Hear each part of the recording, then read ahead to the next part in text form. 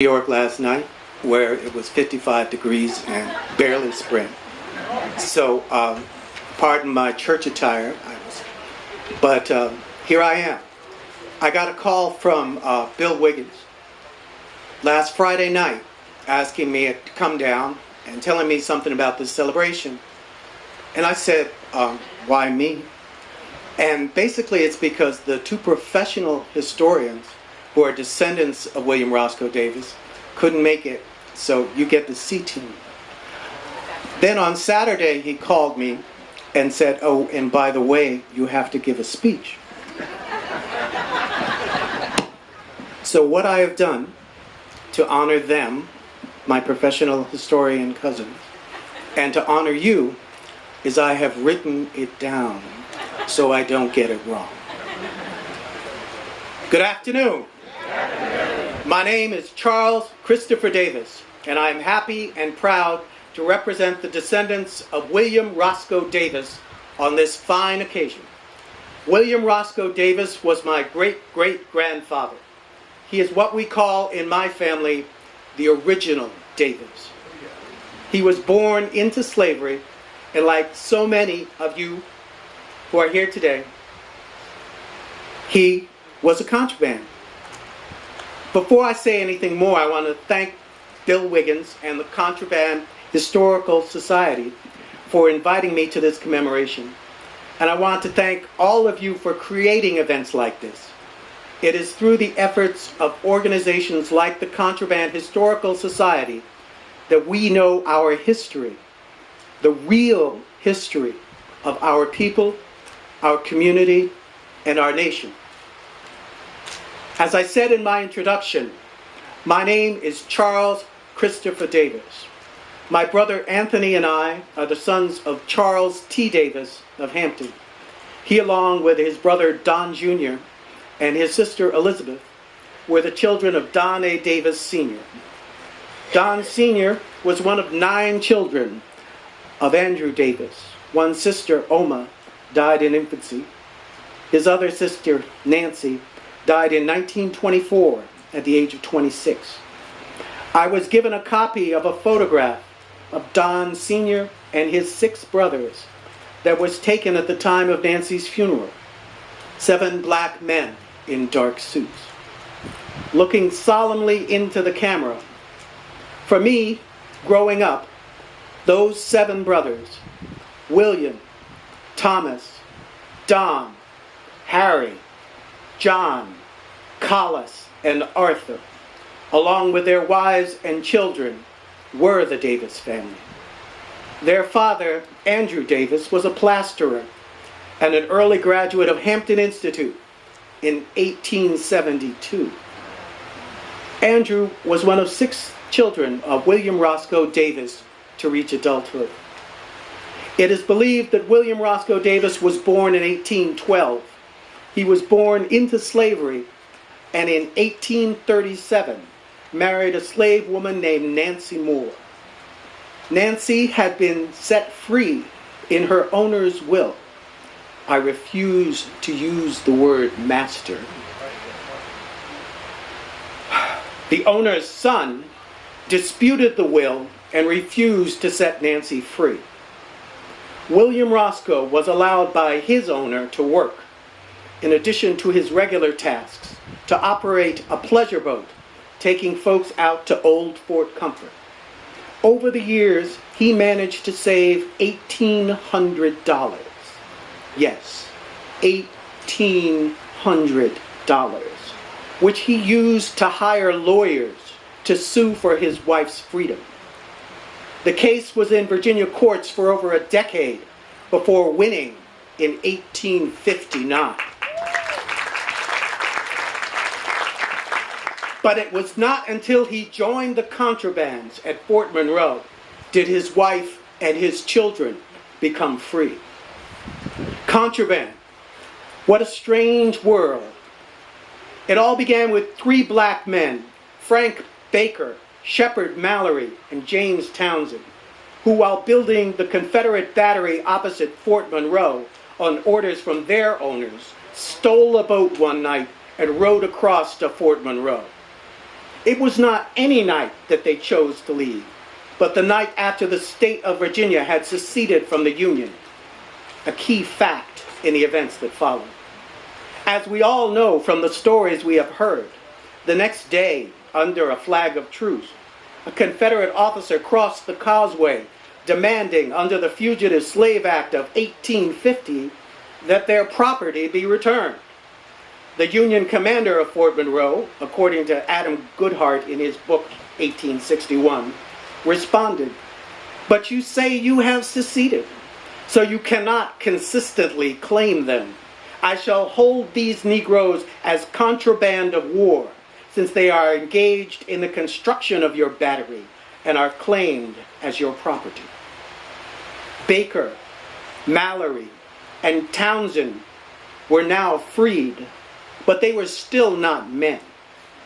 For according to Goodhart, and I quote, "The term also mocked the absurdity of slavery, that is, contraband, the willful stupidity of federal laws that for nearly a century had refused to concede any meaningful difference between a bushel of corn and a human being with black skin." Frank Baker, Shepard Mallory, James Townsend. These three black men forced the federal government, through the action of one Boston lawyer turned soldier, to acknowledge what we always knew was the truth. Through their agency, slavery in the United States would end right where it began. They unleashed a tide of humanity walking to Fort Monroe to be free. William Roscoe Davis was part of that wave. After the Confederates burned down the town of Hampton in August 1861, William Roscoe and his family walked to Fort Monroe. There he became chief organizer, responsible for providing food and clothing for those who came behind him.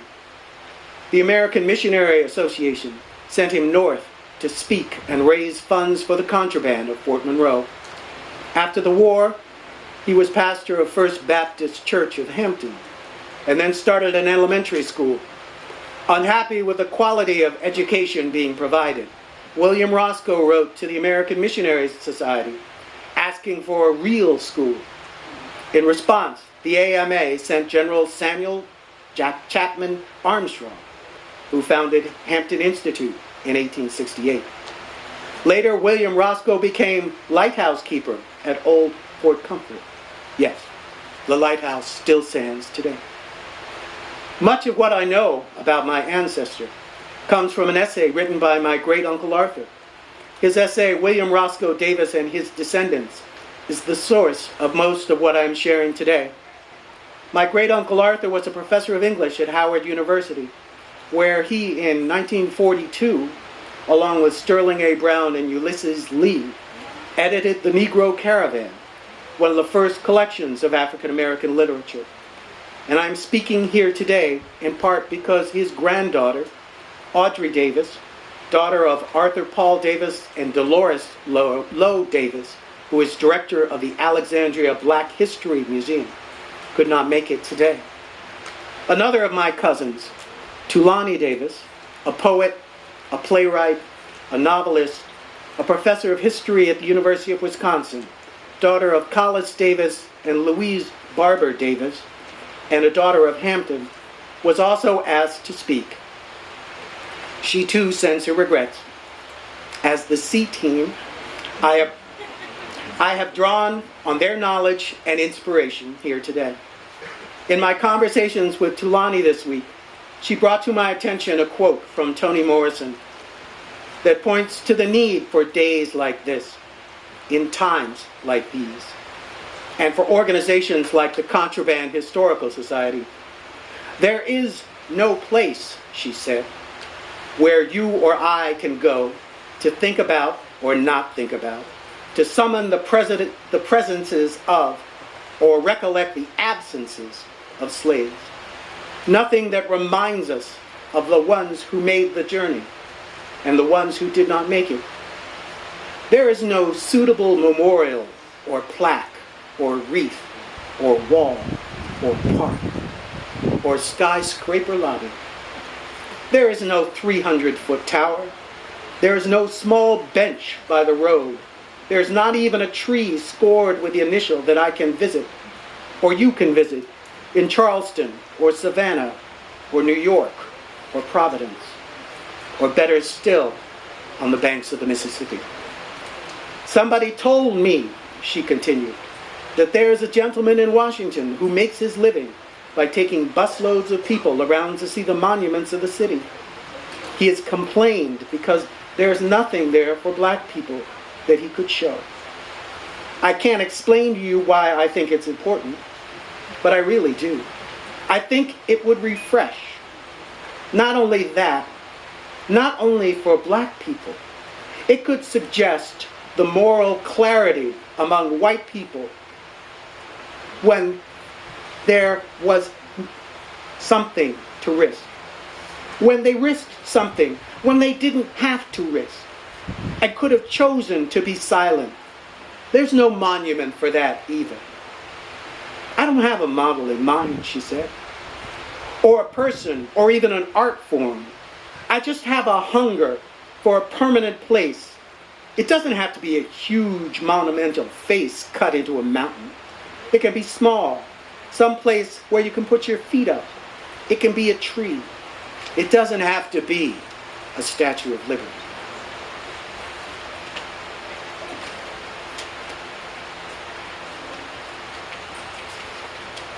Well, we have a place now in Washington.